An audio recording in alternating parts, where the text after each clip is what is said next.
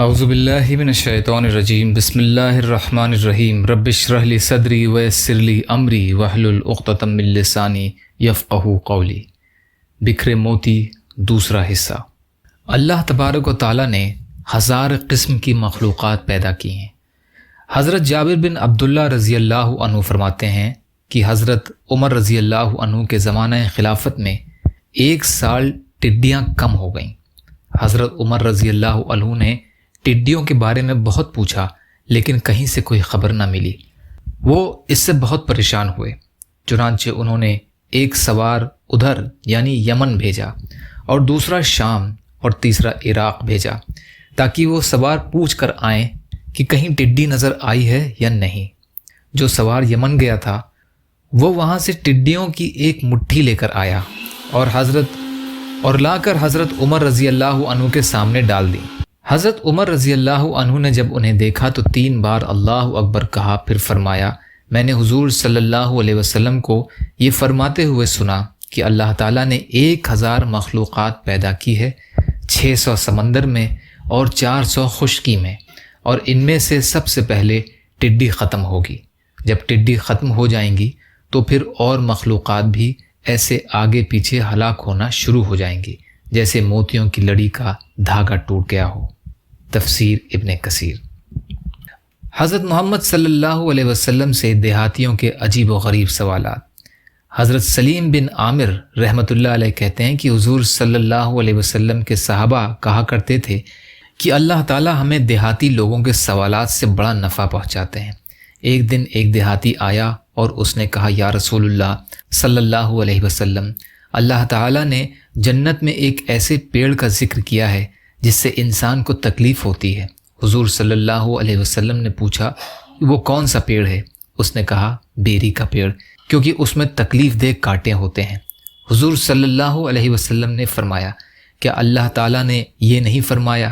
سورہ واقعہ آیت نمبر 28 کا ترجمہ، وہاں ان باغوں میں ہوں گے جہاں بے خار بیریاں ہوں گی۔ اللہ تعالیٰ نے اس کے کانٹے دور کر دیے ہیں اور ہر کانٹے کی جگہ پھل لگا دیا ہے۔ اس پیڑ میں ایسے پھل لگیں گے کہ ہر پھل میں 72 قسم کے ذائقے ہوں گے اور ہر ذائقہ دوسرے ذائقے سے الگ ہوگا۔ حضرت عتبہ بن عبد السلیمی رضی اللہ تعالیٰ عنہ فرماتے ہیں کہ میں حضور صلی اللہ علیہ وسلم کے پاس بیٹھا ہوا تھا کہ اتنے میں ایک دیہاتی آدمی آیا۔ اس نے کہا، یا رسول اللہ صلی اللہ علیہ وسلم، میں نے آپ صلی اللہ علیہ وسلم سے جنت میں ایک ایسے درخت کا ذکر سنا ہے کہ میرے خیال میں اس سے زیادہ کانٹے والا پیڑ کوئی اور نہیں ہوگا، یعنی ببول کا پیڑ۔ حضور صلی اللہ علیہ وسلم نے فرمایا، اللہ تعالیٰ اس کے ہر کانٹے کی جگہ بھرے ہوئے گوشت والے بکرے کے خصیے کے برابر پھل لگا دیں گے، اور اس پھل میں 70 قسم کے ذائقے ہوں گے اور ہر ذائقہ دوسرے سے الگ ہوگا۔ حضرت عتبہ بن عبد السلیمی رضی اللہ عنہ فرماتے ہیں، ایک دیہاتی حضور صلی اللہ علیہ وسلم کی خدمت میں آیا اور اس نے حضور صلی اللہ علیہ وسلم سے حوض کے بارے میں پوچھا اور جنت کا ذکر کیا۔ پھر اس دیہاتی نے کہا، کیا اس میں پھل بھی ہوں گے؟ حضور صلی اللہ علیہ وسلم نے فرمایا، ہاں، اس میں ایک پیڑ ہے جسے طوبہ کہا جاتا ہے۔ راوی کہتے ہیں کہ حضور صلی اللہ علیہ وسلم نے کسی اور چیز کا بھی ذکر کیا لیکن مجھے معلوم نہ ہو سکا کہ وہ کیا چیز تھی۔ اس دیہاتی نے کہا، ہمارے علاقے کے کس پیڑ کی طرح ہے؟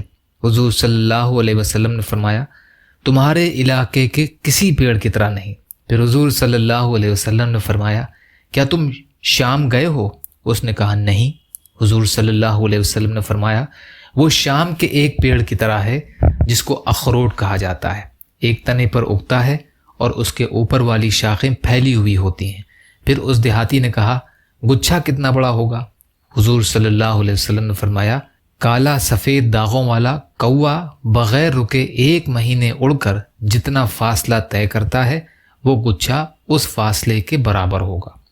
پھر اس دیہاتی نے کہا کہ اس پیڑ کی جڑ کتنی موٹی ہوگی؟ آپ صلی اللہ علیہ وسلم نے فرمایا، تمہارے گھر والوں کے اونٹوں میں سے ایک جوان اونٹ چلنا شروع کرے اور چلتے چلتے بوڑھا ہو جائے اور بوڑھا ہونے کی وجہ سے اس کی ہنسلی ٹوٹ جائے، پھر بھی وہ اس کی جڑ کا ایک چکر بھی نہیں لگا سکے گا۔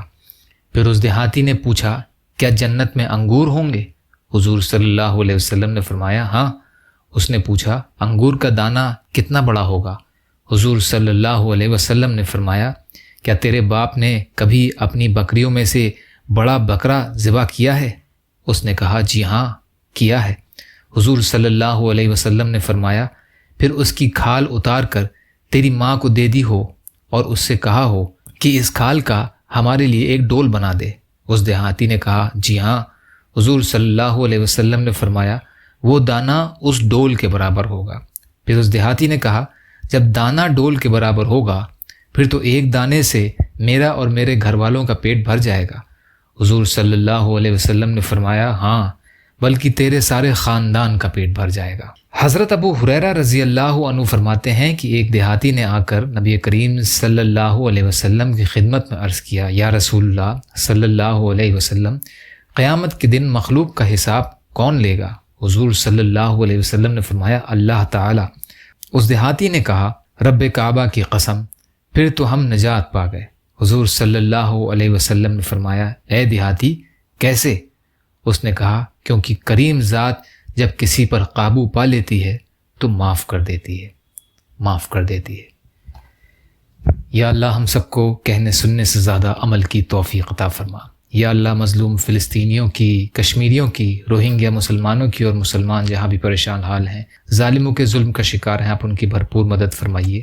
ہم سب کو اپنی استطاعت کے بقدر اپنا حق ادا کرنے والا بنائیے۔ یا اللہ آپ قادر مطلق ہیں، آپ کے لیے ہر چیز آسان ہے، ہمارے لیے آسانیاں پیدا فرمائیے، صبر اور شکر اور اچھی طرح عبادت کرنے والا بنائیے، عزت اور عافیت کی زندگی عطا فرمائیے۔ یا اللہ ہر نیک کام میں اور خیر کے کام میں ہمارا حصہ کر دیجیے، ہر شر کے اور برے کاموں سے ہماری حفاظت فرمائیے۔ یا اللہ جنت میں جانا آسان کر دیجیے، جہنم کے راستوں سے آڑ کر دیجیے، اپنے حلال میں سے دیجیے، حرام سے بچائیے، اپنے غیر سے بے نیاز کر دیجیے، جو مانگا وہ بھی عطا کر دیجیے، جو مانگنے سے رہ گئے وہ بھی عطا فرمائیے۔ اللہم لا تسلط علینا من لا یرحمنا ولا یخافک فینا ربنا تقبل منا انک انت السمیع العلیم برحمتک یا ارحم الراحمین۔ لا الہ الا اللہ محمد رسول اللہ۔ السلام علیکم۔